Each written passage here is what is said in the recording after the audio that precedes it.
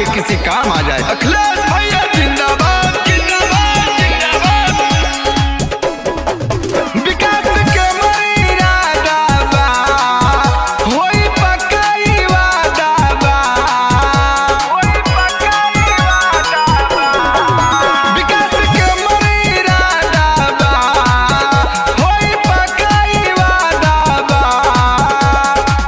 चमक चमक चमके लगी सिवान का लगौआ, चाचा अब की जीता दा चुनौआ, चाची अब की जीता दा चुनौआ, दादा अब की जीता दा चुनौआ, दादी अब की जीता दा चुनौआ।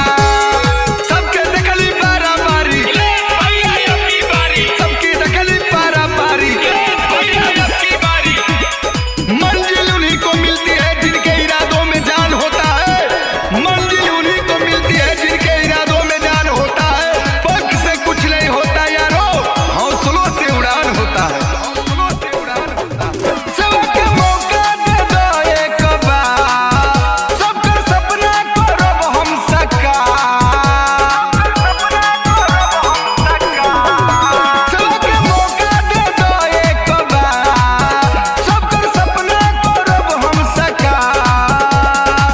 याद रख ले राजा अखिलेश भाई के नौआ, चाची अब की जीता दा चुनौआ, भाभी अब की जीता दा चुनौआ, चाची अब की जीता दा चुनौआ, चाची अब की जीता दा चुनौआ। हर माँ का बेटा हर बहनों का भाई, जनता के हक के लड़े नी लड़ाई, जनता के हक के लड़े नी लड़ाई। हर माँ का बेटा हर बहनों का भाई, जनता के हक के लड़े नी लड़ाई।